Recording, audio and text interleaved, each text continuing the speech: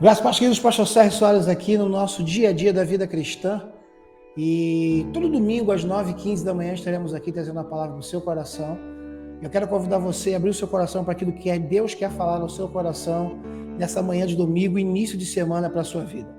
Salmo 73, versículos 1 e 2 diz assim: verdadeiramente bom é Deus para com Israel, para com os limpos de coração.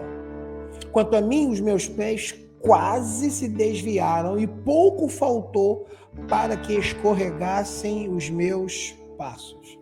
Esse salmo é o salmo de Asaf. Asaf é o segundo maior salmista da Bíblia, tendo apenas menos salmos do que Davi. Asaf é um grande adorador. Asaf tem os seus filhos criados na casa do Senhor. Se fôssemos falar de um exemplo de ministro de louvor, de alguém que conduzia a adoração no Antigo Testamento, com certeza o nome de Asaf não poderia ficar de fora.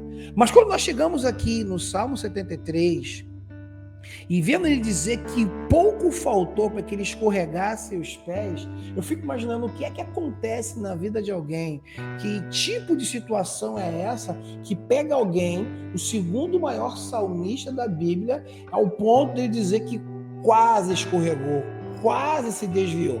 E o tema dessa mensagem vai ser perdendo o alvo. Eu quero convidar você a entrar nesse entendimento, na profundidade da palavra de Deus, para juntos entendermos o que aconteceu com Asaf, que ele perdeu o alvo e que muitas vezes acontece com você e comigo também. Vamos lá? Em primeiro lugar, nós perdemos o alvo quando a inveja entra no nosso coração. Versículo 3. Pois eu tinha inveja dos soberbos ao ver a prosperidade do ímpio. Asaf, adorador, está dizendo agora que ele agora tem inveja dos soberbos. Nós sabemos que a soberba precede a ruína.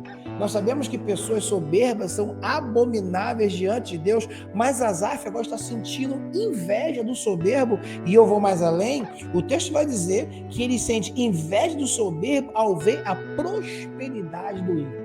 O Asaf, adorador, agora para de olhar para a sua vida, para olhar para a vida alheia. O Asaf, servo de Deus, o homem da adoração, alguém que atraía a presença de Deus em meio aos louvores, ele para de adorar a Deus para começar a olhar a vida do outro. E a grande questão aqui é que Asaf, ele não está em crise por ele não ter. A raiva de Asaf, a crise de Asaf é que ele não está reclamando daquilo que ele não tem. Não, ele está reclamando daquilo que o outro tem.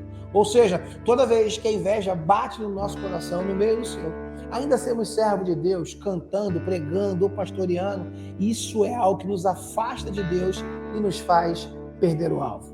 Asaf deixa de olhar para Deus e começa a olhar para o outro, querendo ter aquilo que o outro tem.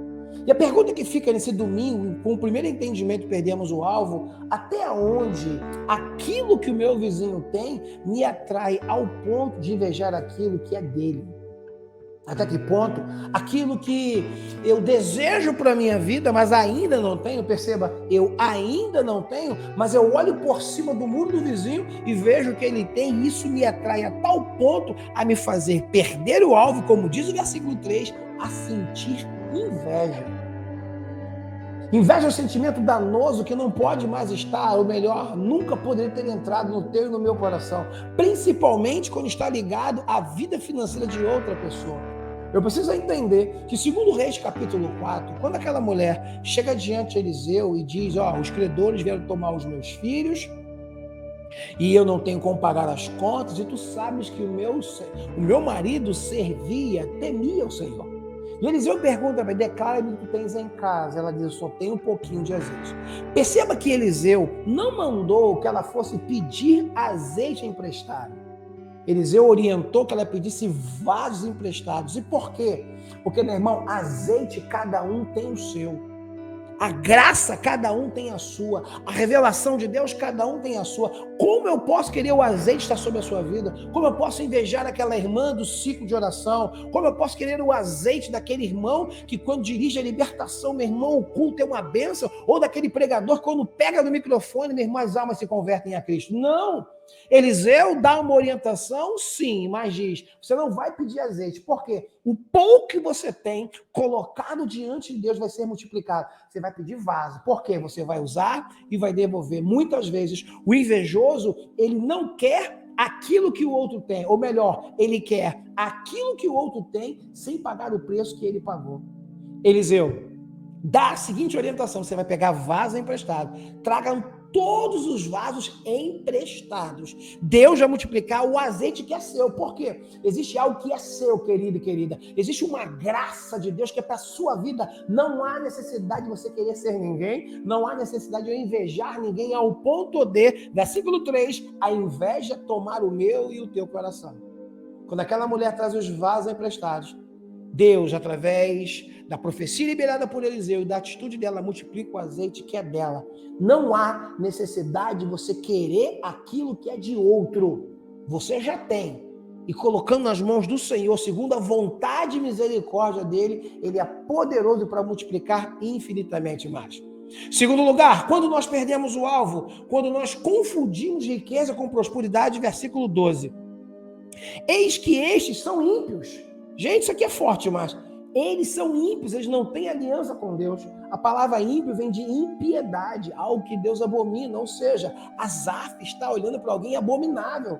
Sabe-se lá como aquele dinheiro chegava na casa dos ímpios, sabe-se lá como aquilo que Asaf invejava, que ele tinha e Asaf não tinha, chegou até aquela casa. Então diz assim, eis que são ímpios e todavia estão sempre em segurança, e o pior, se aumentam as riquezas. Asaf aqui tem um entendimento completamente errado de muita gente.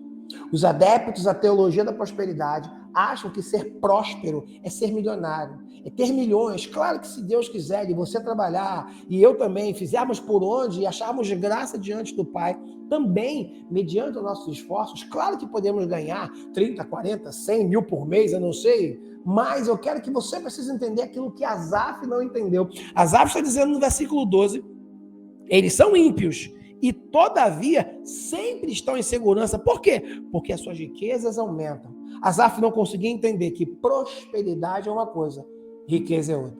Riqueza é acúmulo de patrimônio. Riqueza é acúmulo de bens.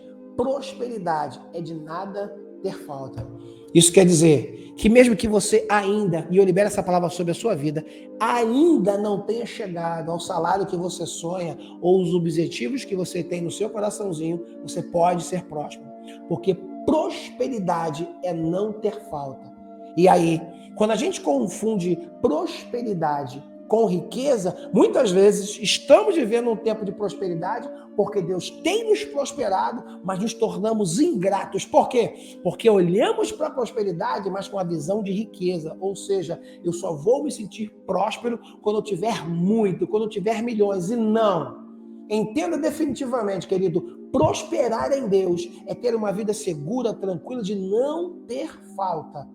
Deus em momento algum prometeu que você e eu ficaríamos ricos. Ele prometeu a prosperidade dele sobre as nossas vidas. E aqui vem uma questão, porque Asaf, adorador da tribo dos levitas, na divisão das terras, as 11 tribos, elas tinham a sua parte na herança, mas a tribo de Levi, a tribo da adoração, ela não teria herança. Por quê? As demais tribos semeariam na vida da tribo ligada à adoração, ou seja, Asaf já tinha o seu salário. Isso aqui aprofunde mais. Asaf aqui não está sem dinheiro. Asaf aqui não está desempregado, porque Asaf, na condição de levita, tinha sempre as outras tribos ministrando financeiramente na vida da tribo da adoração. O problema é que Asaf não consegue valorizar aquilo que Deus colocou nas mãos dele e estava desejando algo maior. Pastor, algum problema desejar algo maior? Não. Mas cuidado. Porque todas as vezes que nós somos ingratos, nós temos dificuldade de avaliar, reconhecer e agradecer pelo hoje. Qual é a grande sacada da ansiedade? A ansiedade normalmente está ligada ao futuro, aquilo que queremos ter ou ser amanhã. E o que é a gratidão? É a convicção e a certeza daquilo que nós temos hoje. Se o ser humano praticasse pelo menos, no final de cada dia, pegar um papel e uma caneta e escrever de 5 a 10 motivos porque ele era grato pelo aquele dia, querido, a quantidade de pessoas depressivas diminuiria. A quantidade de ansiedade iria diminuir. Por quê? À medida que você pega um papel, eu quero desafiar você a fazer isso. Pegar um papel e escrever hoje. Porque hoje, domingo, eu tenho 10 motivos para ser grato. Pastor, mas eu não consigo imaginar esses 10. No primeiro momento vai ser difícil. Mas você vai colocar assim, acordei. Primeiro motivo. Olhou para os lados, meus filhos estão próximos a mim. Tem onde dormir. E você vai começar a listar coisas pequenas. Coisas que para muitas pessoas ingratas, ligadas a querer a riqueza, não conseguem entender. Mas você vai compreender por quê. Porque o grato, ele é feliz pelaquilo que ele tem. Não que ele vá parar de sonhar com aquilo que ele deseja. Mas a pessoa grata é aquela que consegue olhar para o hoje e agradecer pelaquilo que ela tem. Talvez grande parte da sua ansiedade está ligada àquilo que você quer ter, aquilo que eu quero ter e aquilo que eu quero ser. O que está faltando para você e para mim, e para Asaf também, era Asaf parar e entender, eu tenho meu salário. Na condição de levita, minha tribo tem o seu salário, mas Asaf não conseguia ver gratidão naquilo que ele tinha. Asaf só tinha olhos para aquilo que ele queria. E quando nós focamos só naquilo que nós queremos, nos tornamos ingratos. Porque deixamos de ser gratos a Deus pelo aquilo que nós temos. Lista tudo aquilo que você tem. Eu tenho certeza que você vai entender que muito mais do que riqueza, Deus tem feito você próspero e tem muito mais para a sua vida. Então aprendemos que Asaf perde o alvo primeiro, quando ele tem inveja do ímpio. Segundo, Asaf perde o alvo quando ele confunde riqueza com prosperidade. Mas agora, para piorar, terceiro lugar, Asaf perde o alvo quando ele acha que adorar a Deus não vale mais a pena. Versículo 13. Na verdade, é que em vão tenho purificado meu coração e lavado as minhas mãos na inocência. Mais uma vez, Asaf está dizendo, versículo 13, na verdade, em vão tenho purificado meu coração.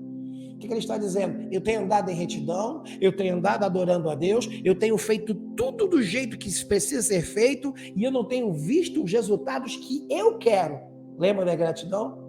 Asaf agora vai dizer assim, em vão, não vale a pena adorar a Deus. Por quê? Se ele é ímpio, tem o que tem e não adora a Deus, porque eu que adoro a Deus não tenho. E vamos entender um princípio? Deus é Deus do impossível, mas não é Deus dos absurdos. Vou explicar para você. Ainda que você seja o crente mais fiel de toda a terra, e eu junto com você, num concurso público, se o ímpio sem Deus estudar e der o melhor dele, e nós não estudarmos, a vaga com certeza vai ser dele, porque Deus opera no impossível, mas não no absurdo. Deus não vai simplesmente, como Robin Hood, tirar do rico para dar para o pobre, não. O fato de adorarmos e sermos dele não vai nos eximir de estudar, de sermos os melhores profissionais, de darmos o nosso melhor, de nos aperfeiçoarmos em direção daquilo que nós queremos. Tem muita gente querendo ser mais do que o outro que está se doando muito mais. Não faz sentido alguém que está estudando 10 horas por dia para um concurso ficar reprovado porque não é crente, porque eu sou crente, e nem pego num caderno para estudar, porque eu digo, não, eu sou servo de Deus, e na hora ele vai, não, querido. Deus é Deus do impossível, mas não é Deus dos absurdos. Asaf chega a dizer que não vale mais a pena servir a Deus. Por quê? Porque ele não consegue ser grato pelaquilo que ele tinha, porque está focado naquilo que o outro tinha. Versículo 16 e 17 diz assim, quando eu pensava em compreender isso, fiquei sobremodo perturbado, versículo 17, até que entrei no santuário de Deus e então eu entendi. Quando Asaf conseguiu entender? Quando ele entra no santuário.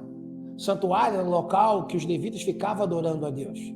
Então, deixa claro para mim e para você que toda a crise que Asaf vive, do versículo 1 até o 17, é de alguém que não está no santuário, é de alguém que não está adorando, é de alguém que não está buscando. Asaf sai do lugar da adoração, e quando ele sai do lugar da adoração, ele entra para o nível da observação. Qual observação? Observar a vida do outro, observar a vida do ímpio. Versículo 16, ele vai dizer, eu estava tentando entender como pode isso, como pode aquilo, mas como como? Mas quando ele entra no santuário, quando ele volta para a presença, quando ele volta a adorar, aí o texto vai dizer, então eu entendi.